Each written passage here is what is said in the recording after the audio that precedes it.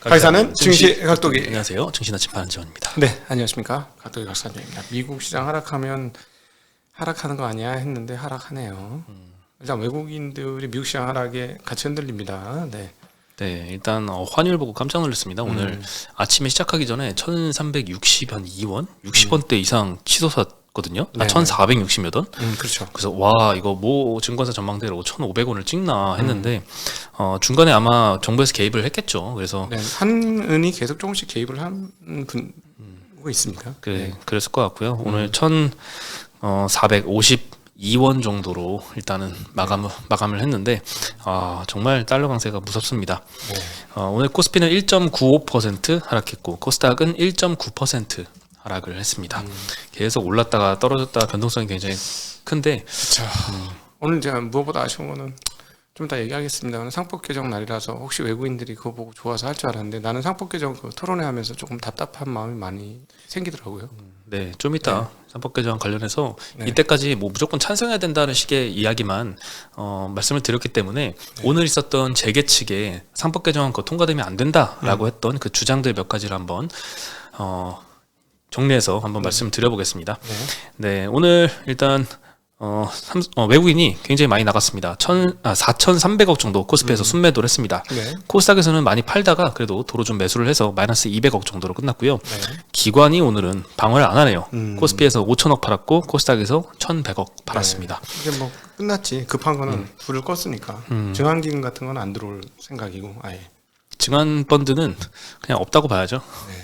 네. 어디 동화 속에 나오는 우주의 마법사에 있는 코스피 8% 빠지면 그때 들어온다고 했으니까 우주의 마법사에 있는 무슨 보물상자 같아. 네. 기대 안 합니다.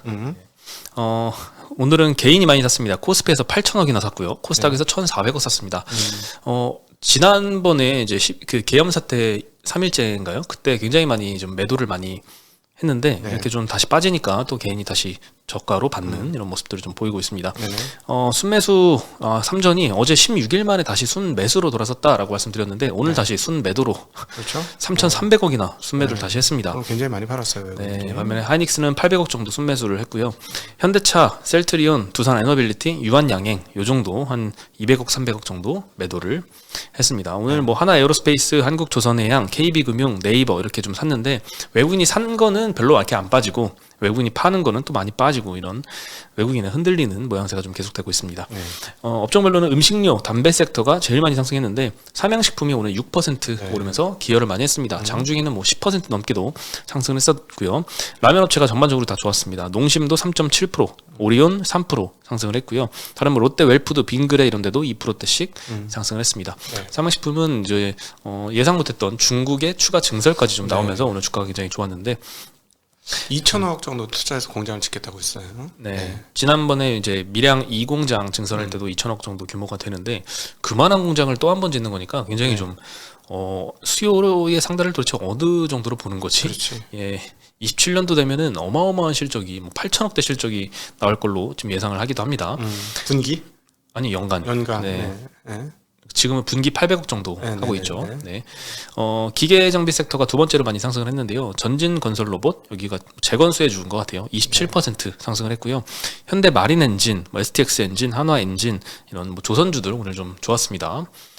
의료 정밀 섹터가 제일 안 좋았는데요. ST 바이오 센서와 함께 DI, KC텍 이런 반도체주들 좀 하락을 했고 전기전자 섹터에서는 프로 머티리얼즈, SKI 테크놀로지, LG 엔솔 이런 2차전지도 안 좋았고 하이닉스도 4.6% 하락, 삼성전자도 3.3% 하락, LG전자 3.7% 하락. 전반적으로 다 전기전자 섹터가 좋지는 않았습니다.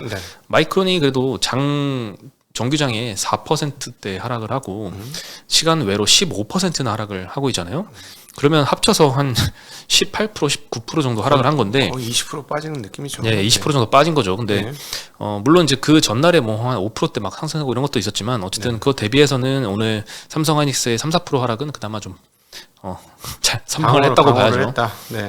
삼성전자가 이렇게 좀 덜 빠진 건 좀 의외였던 것 같아요. 오늘 마이크론 실적을 한마디로 요약하면 HBM은 괜찮은데 그 이상으로 커머디티가 안 좋아서 좀 디램이 참 내년에 걱정이다 이건데 그런 측면에서는 삼성전자가 오히려 더 큰 타격을 받을 수도 있을 것 같은데 네. 주가가 이미 많이 빠져서 밸류 최하단 정도에 있으니까 좀 주가는 이제 더 이상 크게 하락하지는 않는 모습들 보이고 있고 전기가스, 제약 업종, IT 서비스 업종 차례대로 좀 많이 하락을 했습니다. 오늘 뭐 수출 잘하는 몇 개 섹터 이외에는 전반적으로 다 주가가 많이 하락을 했습니다. 일단 대형 이슈가 크게 두 가지나 있었습니다. FOMC와 마이크론 실적 발표인데요. 12월 FOMC에서는 이제 기준금리 25bp 인하를 해서 올해는 총 4번 인하해서 현재 4.25에서 4.5% 기준금리를 유지하고 있습니다. 네. 내년도에 한 4번 내릴 걸로 예상을 했는데 2번만 내리겠다라고 이야기 톤을 바꾸면서 굉장히 좀 매파적인 모습을 보여서 시장 하락을 좀 유도를 많이 했고요.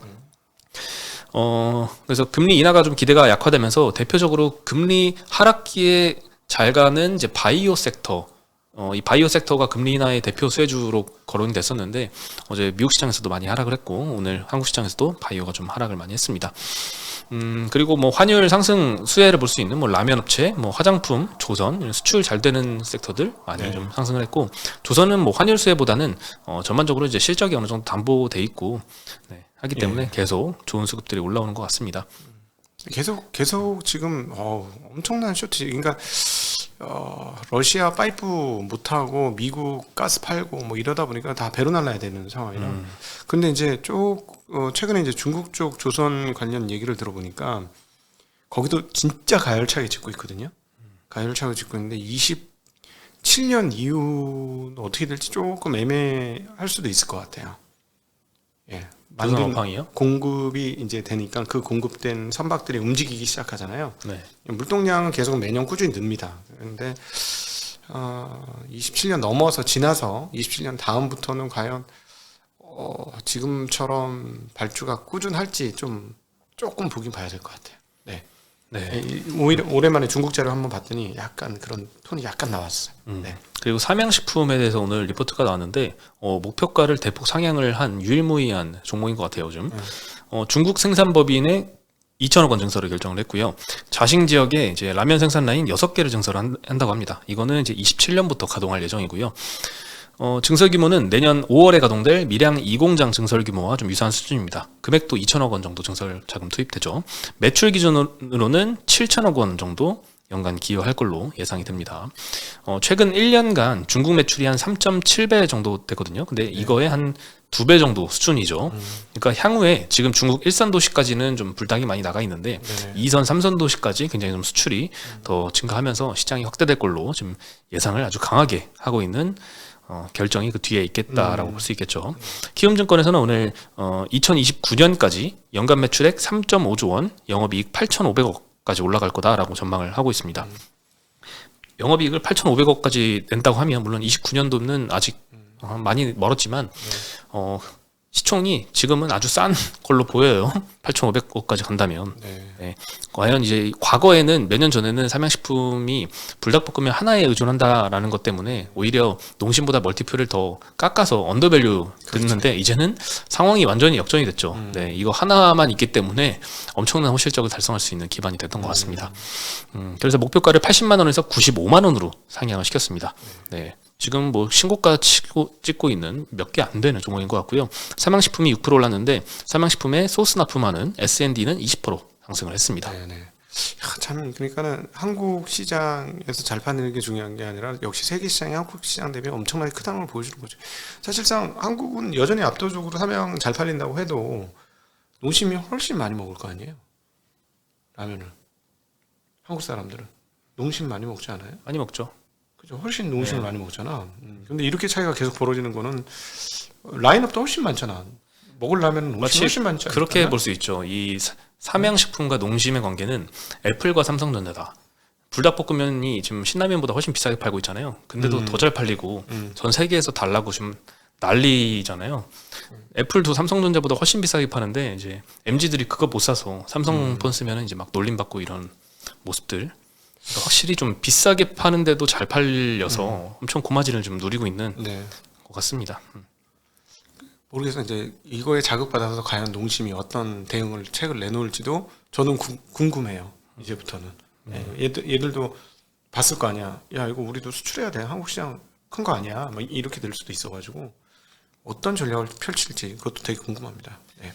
네. 그리고 그 외에 음식료들도 어떻게 할지 그것도 재밌는 대목이 될 것 같아요. 따라하기 근데 쉽지 않을 것 같아요. 이렇게 이제 불닭볶음면이라는 제품이 이렇게까지 전 세계 히트가 될지 삼양식품도 아마 몰랐을 거예요 처음엔. 내 전화했을 때 아니 이거 지웠다 안 되면 어떻게 해요? 그래서 저희도 그거를 10년을 고민했습니다. 아니, 오랫동안 고민했습니다. 근데 그런 고민에도 불구하고 10년 내 계속 매출이 증가해서 원주 공장으로는 커버가 안 돼요. 라고 그래서 밀양 공장을 짓는 겁니다. 그래서 만에 하나 더 팔리면 공장을 더 지을 수 있도록 부지를 확보하고 밀양에다 공장을 짓습니다. 이렇게 얘기했거든요.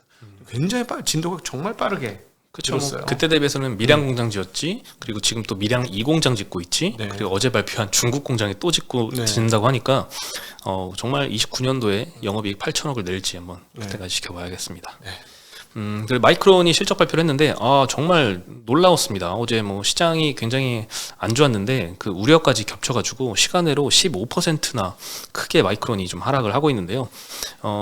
이번 분기 매출액은 87.1억 달러 나와서 컨센서스하고 거의 똑같은 수치가 나왔습니다. EPS는 1.79달러로 컨센서스 1.76달러보다 조금 더 많이 나왔고요.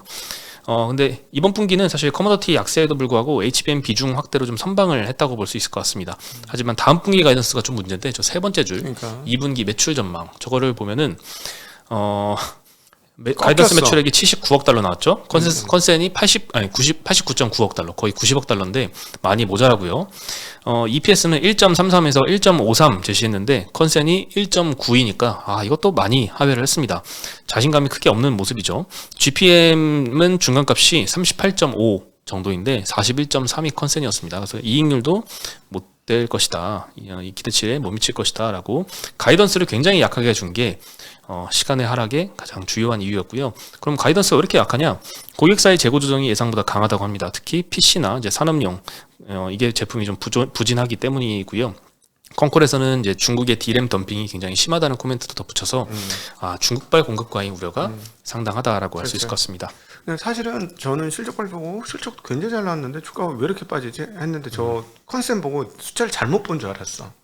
다음번 전망 컨센 얘네가 발표한 가이던스를 보고 이거 뭔가 인쇄가 잘못된 이게 잘못 표시된 것 같은데 처음에 이거 아닌 이거 아니겠지. 그래서 나중에 다시 업데이트되면 다시 확인해 봐야지 이랬는데 깜짝 놀랐죠. 그 매출 전망이 당연히 뭐 HBM 만드니까 우상향할 거라고 봤고 이익도 뭐 우상향하는데 저쪽이 덜 팔리면 좀 덜 상향할 수는 있지만 그래도 뭐 그렇게 떨어지지 않겠지 뭐 이렇게 했는데 저렇게 밑으로 까내려 가지고 그러니까 두 자릿수 하락할 수가 있는 거죠. 실제로 저 정도라면. 네. 그리고 지금 중국의 덤핑에 훨씬 더 취약한 건 맞죠. 왜냐면은 생산 캐퍼가 안 되니까 삼성전자보다 훨씬 데미지를 많이 입죠. 그게 맞다고 봅니다. 네, 그리고 HBM 관련한 코멘트도 저는 이게 HBM에서 잘못 얘기했나? 굉장히 좀 예상보다 낮게 얘기했나 싶었는데 이거는 되게 좋게 얘기했더라고요. 네. 일단 수율 상승 이 의미 있게 좀 있었다고 하고 캐파도 잘 확대가 된 덕분에 계획을 초과 달성했다고 합니다. HBM 분야에서. 그래서 이번 분기 전사 GPM 매출 총이익률에 크게 기여를 했다라고 언급을 했고 HBM3 이 8단 지금 엔비디아에 납품하고 있는데 B200, GB200 제품에 적용이 되고 있고 이번 달 12월부터 두 번째 대형 고객사 향으로 양산을 시작했다고 하고 세 번째 대형 고객사에게는 내년 1분기부터 양산을 개시한다라고 합니다. 아마 빅테크 쪽이 아닐까 이런 생각이 좀 듭니다. 당연히. 그리고 의미 있던 점은 HBM의 TAM이라고 하죠. 총 HBM 시장 규모를 얘기하는데 어저께 그저께인가요? 어저께인가요? PwC 컨설팅에서 28년도 TAM을 380억 달러 전망을 했다라고 말씀드렸는데 마이크론은 640억 달러 전망을 하더라고요. 네, 그리고 25년도 HBM TAM을 250억 달러 예상하다가 300억 달러 이상으로 상향 조정했습니다. 그럼 결국 마이크론이 보는 HBM의 TAM 전체 시장은 24년도에는 160억 달러 정도, 25년도에는 300억 달러 정도, 28년도에는 640억 달러, 2030년에는 1000억 달러가 넘을 것이다라고 전망을 하고 있습니다. 네, 그래서 HBM에 대해서는 굉장히 좀 긍정적으로 좀 전망을 하고 있는 것 같고요. 25년도 HBM은 이미 완판됐고 가격도 이미 결정이 다 됐다라고 합니다. 네. 그러니까 삼성은 만들면 25년에 끼어 들어갈 수 있는 공간은 아직 있는 거지. 완판됐다는 건 매진이라는 얘기니까. 그렇죠? 잘 만들면 25년에 끼어 들을 수 있어요, 삼성전자. 그렇죠. 완판됐다는 거는 이제 수요가 더 크겠죠. 네. 수요가 설마 공급하고 딱 맞지는 않을 테니까 네. 지금 공급이 많이 부족한 상태이고 삼성전자가 기술력만 잘 따라오면 납품할 수 있을 것 같습니다. 얘기하는 걸 보면 제1 고객사, 제2 고객사, 제3 고객사자. 네. 그러면은 엔비디아 말고 또 누가 있다는? 당연히 AMD일 거고, 그죠? 그 다음엔 누군지 모르겠지만 또 빅테크이겠죠. 뭐 있다는 거니까 뭐 예를 들어 저거일 가능성이 있네. 저기네, 브로드컴이네. 예를 들자면 브로드컴 누구한테 납품할지 모르겠지만 브로드컴하고 세팅을 할 거 아니야, 그지? 뭐 그러면은 그런 식으로 뭐 돌아간다는 거니까 뭐 삼성전자도 만들기만 하면 팔 수 있다.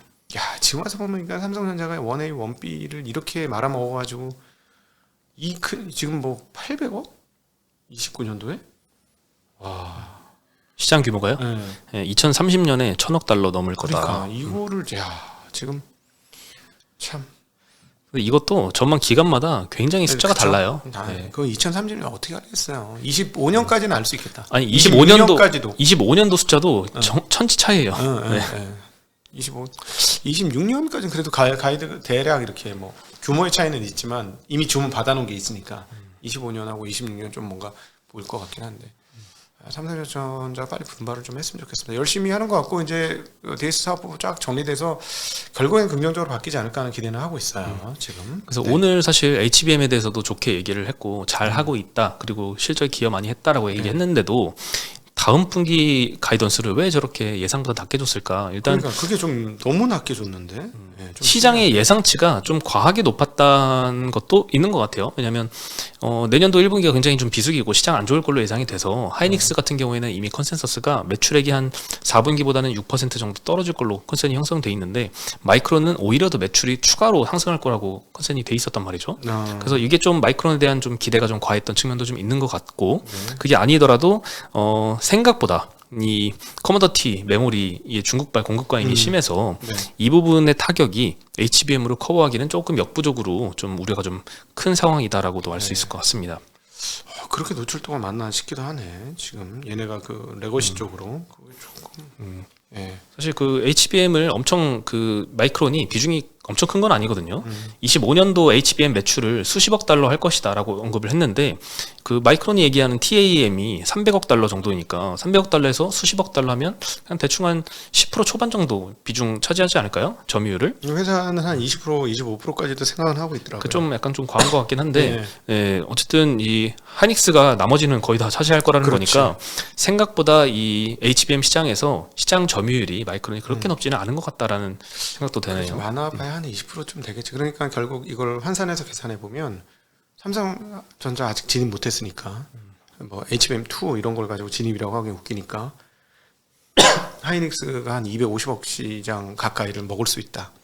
아무리 적게 잡아도 200억 이상의 시장을 먹을 수 있다.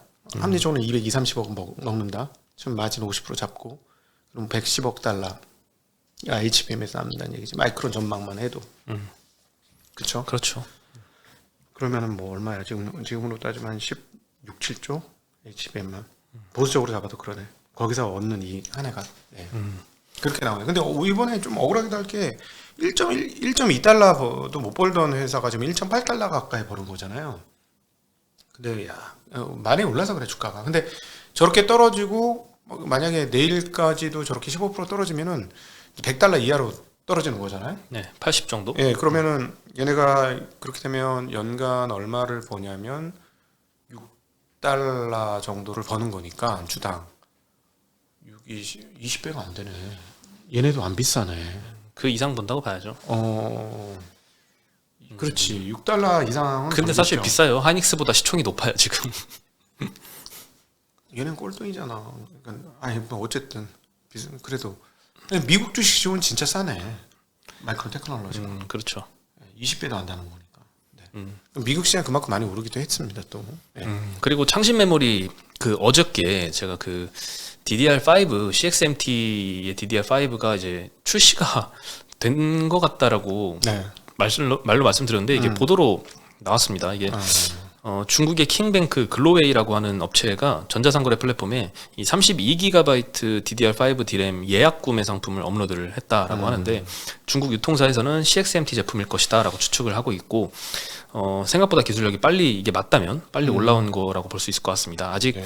그 CXMT가 DDR5 양산했다 이런 공식 발표도 안 하고요. 자체 홈페이지에도 아무 내용도 없고 중국 관영 매체의 보도도 없고 조용한 상태인데 이게 미국이 DDR5 성공했다고 하면 규제 들어올 걸 대비해서 이렇게 좀 쉬쉬하는 게 아닌가 이런 생각도 좀 들고 네. 어쩌면 이게 정말 CXMT의 제품이 아닐 수도 있을 것 같은데 아직은 명확하게 밝혀진 건 없습니다. 네. 다만 CXMT가 만든 게 맞다면 굉장히 큰 우려 요인으로 다가올 수 있겠죠. 마이크론 테크놀로지 그러면 HBM 외에는 다 맞은 적자난다는 얘기잖아. 네, 그리고 어느 누구도 지금 전망기관에서 CXMT가 바로 이번에 DDR5를 양산할 거다 이렇게 생각을 했던 전망도 없었어요. 트렌드포스 전망을 보면은 내년에도 1년 내내 이 CXMT의 서버 DDR5 점유율을 0%로 지금 시장 점유율 전망을 하고 있거든요. 그쵸. 그러니까 아무도 기대 안 하는 상황이라서 만약에 이게 사실이면 굉장히 좀 쇼킹한 상황이긴 합니다. 그렇죠. 엄청나죠. 왜냐하면 삼성전자를 거의 다 따라왔다는 얘기나 진배가 없잖아. A-1, 1-A가 DDR5니까 지금 A-B 들어가고는 있지만 지금 A-B가 조금 애매하고 A-C는 이제 내년에 하겠다는 얘기니까 이거는 지금 하이닉 아닐 것 같은데. 아니었으면 하는 바람이 있긴 하죠. 네. 너무 그만 빠른데? 좀 시장 좀 교란을 했으면 좋겠습니다. 빠른 이렇게 빠른가? 좀. 얼만큼의 적자를 지금 감당하면서 중국 보조금에 힘입어서 이렇게 그쵸. 시장을 다 교란을 하고 있는지 모르겠지만 중국은 정말 일본하고 다른 게 일본은 이렇게 해서 적자 나면서 삼성전자하고 치킨 게임 들어가서 적자 나서 빵빵 터지면 민간 기업이니까 못 견디거든. 근데 이거는 지금 어디서 보조금이 어떻게 얼마큼 나오는지 알 수가 없고, 그다음에 이거 첨단 기술 신질 생산력 하니까 신질 생산한 거잖아. 아주 품질 좋은 거를 한 거나 마찬가지. DDR4에서 5 간 거니까 따지고 보면. 그래서 이거를 지원을 많이 해주면은 골치 아픈 거지. 정부하고 싸워야 되는 거잖아. 민간 기업이. 정부랑 싸우는 거죠. 뭐 예. 여러 업종에서 있었던 일들이고 항상 정부와 싸워왔고 항상 졌고 워낙 또 시장이 커가지고. 왜냐하면 왜 시장이 크냐고 하면 세계 전자제품 그 여러분 쓰고 있는 거 이렇게 뒤집어서 메이드 인 어디라고 보시면 거의 대부분 차이나 아닙니까? 그거 다 거기다 쓰는 거잖아요. 네.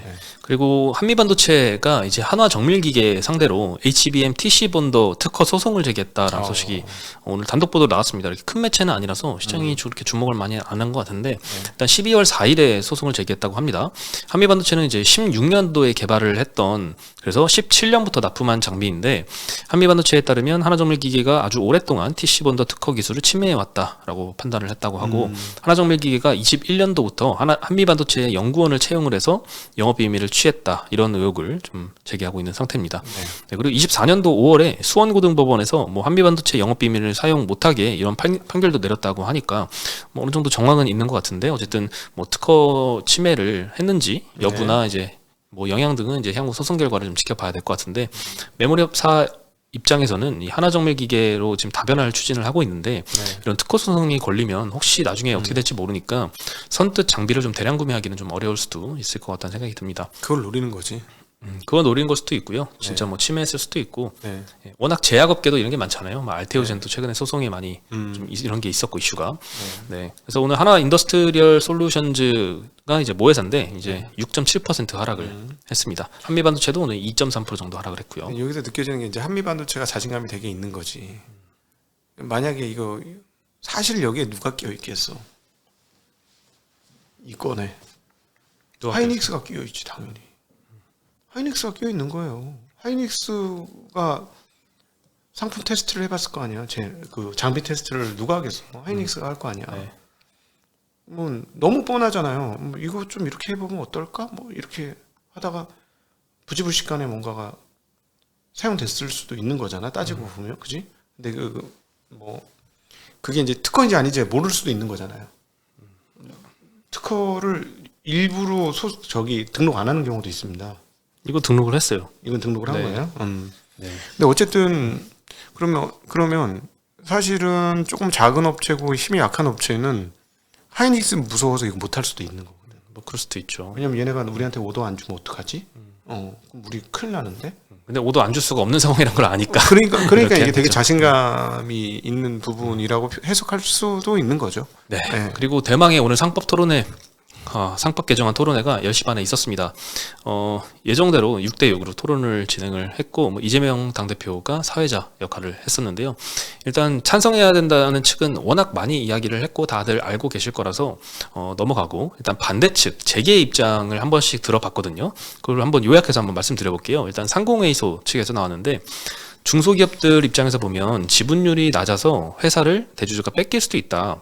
대표가 그리고 또 영세한 업체는 뭐 경영, 회계 등 다양한 업무를 처리해야 되는 기업들도 좀 있어서 한정된 자금을 상법 개정안되면 경영권 방어에 과하게 좀 써야 될 수 있는 상황, 이런 상황도 좀 우려가 된다 언급을 했고, 비상장사까지 포괄적으로 상법 개정을 통해서 규제하는 거는 좀 너무하고 핀포인트로 접근해서 뭐 자본시장법 개정으로 좀 해야 한다, 이렇게 좀 언급을 하는 것 같습니다. 네. 그리고 선량한 소액주주다라는 이름 아래 외국계 자본의 공격에 취약해질 수 있다는 점, 이런 점도 우려한다라고 언급했습니다. 그래서 외국계 자본한테 얼마나 공격을 받아봤는지 이제 먼저 물어보고 싶고요. 정말 많이 받아봤는지. 그다음에 이 얘기 중에 아니 그렇게 그 자본 경영권 뺏길 거를 걱정하면은 상장 안 하면 될 거 아니야. 왜 상장해? 상장해서 돈은 받고 싶은 거야. 그렇죠. 자금 조달은 하고 싶고, 자금 조달은 하고 싶고 돈은 땡기고 싶은데 그냥 그냥 내 돈으로 하고 싶은 거지. 그게 일단 내가 오늘 상법 개정 토론에 나온 이쪽 그 기업 측 마인드를 보니까 상당히 그 소액주주들 적대시하더라고. 근데 거기서 한 분이 소액주주 분이 한 번 얘기는 했는데, 소액주주가 되면은요 그 회사 물건 사쓰게 돼 있어요. 나도 그 회사 물건 샀어. 미워도. 예를 들어 삼성전자 주주가 되면 이상하게 삼성전자 제품을 사게 돼 있다니까. 그렇죠. 그게 주주들 마음이에요. 저도 그랬던 적이 있고. 예. 근데 그거 마치 삼성 그 주주가 되는데 주주가 무슨 자기의 적이 되는 것처럼 얘기를 하더라고. 난 이게 너무 기가 차고, 그리고 이게 무슨 생각이냐면 내 재산이라는 생각이 강하니까 경영권 뺏긴다는 생각. 경영을 잘하면 왜 뺏겨? 소액주주들이 도와주지. 그렇죠. 잘하세요. 잘하고 있는데 우리가 도와드릴게요. 백기사가 우리가 되는 거지. 그분도 한 번 가서 얘기를 했지만, 이런 마인드 자체 분들은 상장을 하지 말아야 되고, 우리나라 기업 하시는 분들이 이게 마인드가 자본시장에 대한 이해도가 1도 없구나 라는 느낌이 저는 좀 들었어요. 저는 그런 생각이 들었어요. 이 토론회의 재계 측 언급들을 과연 이분들이 한 5년 후, 10년 후에 이 영상을 다시 보면 네. 상당히 좀 창피할 수도 있겠구나라는 좀 생각이 듭니다. 너무 네. 후진적이고 글로벌 스탠다드에 너무 맞지도 않는 이야기를 너무 하고 있고, 그쵸. 너무 지역적인 일부의 부작용, 그런 걸 예상을 하면서 이 굉장히 좀 대의에 대한 이게 반발을 하는, 이렇게 좀 약간 좀 어이가 좀 없는 이야기들이 많았는데, 일단 그다음에 심텍 CFO도 나오셨는데요. 중소 중견기업들의 자본 조달 방법에는 한계가 있다. 특히나 해외에서 조달하거나 이런 경우는 굉장히 좀 어려워서 국내 주식시장에 상장하는 게 가장 보편적인 방법이다. 그런데 이사 충실 의무를 확대한다면 이사의 의사결정이 좀 어려울 것 같다. 예를 들면 뭐 주주들이 배당을 요구하는데 회사는 재투자가 필요한 상황이다. 이럴 때는 어떻게 해야 되는지 애매하고, 회사가 M&A를 영업상 추진을 하려고 하는데 주주들이 반대한다면 이런 서로 간의 의사결정이 부딪힐 수도 있고, 제3자 유상증자가 꼭 필요한 상황도 있고, 중견기업이 뭐 3자 배정 유상증자를 할 때는 할인율이 보통 높게 적용이 되는데 소액주주들한테는 피해가 희석이 된다고, 이게 이 회사에 필요한데도 이게 충실 의무 위반인지, 그리고 뭐 보유한 부동산 가치가 상승한 기업들이 우리 상장사에 많잖아요. 그러면 이제 행동주의 펀드가 이 부동산을 매각해라, 그리고 주주환원해라, 이런 요구를 한다면 그렇게 따라야 되는지, 그리고 뭐 중견 기업들은 법무 조직이 별도로 없는 경우가 많은데 충실 의무 위반 여부를 매 의사결정마다 판단을 하려면 이런 법무팀 같은 새로운 비용도 많이 들 텐데 법무 비용도 좀 만만치 않다, 이런 이야기도 좀 했습니다. 네. 그러면 해외 가서 상장해봐. 도와줄게. 이런 말 할 수 있나? 지금 했던 얘기 해외 상장하면 할 수 있을까? 단 한마디라도? 지금 여기 했던 얘기? 그러니까 나는 너를 저금통으로 생각해. 너희는 우리 저금통이어야 해. 계속 우리한테 자금 조달을 해줘야 돼. 대신에 입도 뻥끗하지 마. 이런 마인드가 있지 않고서는 어떻게 이런 말을 할 수가 있지? 그렇죠. 유상증자는 해줘야 돼. 대신에 참견은 하지만 우리가 다 알아서 할 테니까. 이 동업자 마인드가 진짜 1도 없어. 나는 진짜 이거 보다가 막 치밀어 올라가지고 내가 거기서 그럼 이렇게 하면 어떻게 하실 거예요? 이건 어떻게 하실 거야? 막 내가 거기서 내가 막 그러고 있는 거야. 출연하고 싶었어요? 내가 출연하고 싶었어 막. 이렇게 이건 어떻게 하실 거예요? 막 그럼 유상증자는 그렇게 마음대로 막 하고 배당을 왜 안 해줘요? 막 이렇게 막 진짜 볼볼 끓었어요. 아깝습니다. 제가 좀 이따 연합인포맥스에서 다시 한번 제 입장을 정리하겠습니다. 네. 그리고 이제 심택 CFO에 대해서 이재명 당대표가 이런 얘기도 하더라고요. 거기 PBR 0.7배라는데 그거 좀 그러면 안 되는 거 아니냐 이런 얘기도 직접적으로 언급을 해서 좀 재밌었고요. 그리고 현대차 부사장은 직접 현대차는 예전에 엘리엇한테 공격받은 적이 있었잖아요. 그래서 이런 경우를 좀 언급을 하면서 그 당시 때 엘리엇이 현대차 지분 3%를 확보한 다음에 주주 제한으로 주당 22,000원 배당을 요구했다고 합니다. 이게 금액으로는 5조 8천억 원이라는 엄청난 금액인데 이거를 만약에 배당을 한다면 사업을 영위를 할 수가 없을 정도의 좀 과한 배당이라서 이런 경우가 앞으로도 또 생길 수도 있다. 이런 언급도 좀 했습니다. 아니 이거 소액주주는 막아준 거 아니야. 네, 그렇게 하지 소액주주가 말라고. 막아줬죠. 진짜 좀 정신 좀 차리세요. 현대차도 정신 차리세요. 현대차 증권에 말도 안 되는 유상증자 때렸어. 다 봤어. 다 봤어. 뭐 되게 뭐 주주 환원하는 것처럼 막 그렇게 하더니 뒷단에서 자기 자회사한테는 말도 안 되는 유상증자 돈이 없는 회사도 아니고 돈을 못 버는 회사도 아니고 뭐 무슨 HTS 하는데 무슨 뭐 조단위의 돈이 드나? 와, 어떻게 그런 행동을 할 수가 있어? 내가 보기에는 옛날에 6만 원에 산 거 돈 아까워가지고 6천 원에 사고 싶었던 거지 뭐. 네, 열불나는 이야기가 또 많았어요. 또 SK 스펙스 커뮤니케이션 위원장 이분은 이제 국민들이 요즘에 이제 국장을 떠나고 미장으로 간다 이런 그 상법 개정안 찬성 측 의견들이 있었거든요. 네. 그래서 그런데 과연 국민들이 국장을 떠나서 미장으로 가는 이유가 미국의 뭐 엔비디아, 구글, 마이크로소프트가 그 지배 구조가 좋아서 가는 거냐? 그게 아니라 적극적으로 투자해서 세계 시장을 석권해 가기 때문에 그래서 미장으로 가는 거다. 뭐 거버넌스 문제가 아니다. 이런 언급도 좀 했습니다. 지랄하네 진짜. 짜증. 배당 얘네들 배당하는 것 좀 보고 자사 좀 매입하는 것 좀 보고 얘기를 하라고 그래. 그러니까 그런 거를 약간 통계적으로 찬성 측에서도 잘 이렇게 정리해서 준비된 발언들을 해주셔야 되는데 좀 너무 감정적인 난 이야기를 너무 많이 할 것 짜증났어 같아요. 진짜. 그분 뭐야 저기 이화그룹 그분 뭐야 진짜. 너무 이렇게 직접 언급은 하지 마시고 나 진짜. 아니 가서 이렇게 쳐서라도 이렇게 해가지고 대답을 해야지. 아니 그러니까 찬성 측 저기 상법 개정 찬성 측 저기가 인력이 파워가 너무 좀 약한 게 아니었어. 나는 좀 준비가 좀 부족했던 것 같긴 합니다. 그분들은 피해자긴 피해자죠. 피해자인데 네, 피해자들을 대표해서 나오신 분들이긴 해요. 네. 너무 이게 서로가 둘 다 근데 양쪽 다 지역적인 이야기들만 너무 많이 했어요. 예. 그냥 전체적으로 미국 시장의 주주하는 일과 한국 시장의 주주하는 일이 이만큼 차이가 나서 ROE 대비 이제 PBR 배수가 현격하게 차이가 난다. 네. 우리가 이 정도 높이면은 PBR 배수가 어느 정도 올라갈 수 있고 그게 어느 정도의 부가가치고 이런 거를 좀 전체적인 그러니까 그럼으로써 우리가 얻을 수 있는 것들 이런 거를 조금 숫자로 제시를 해줬으면 좋았을 것 같은데 좀 아쉬움은 좀 있어요. 누가 투자하지 말라 그랬냐고. 투자하라고. 발전하는데 투자하라고 한 거고.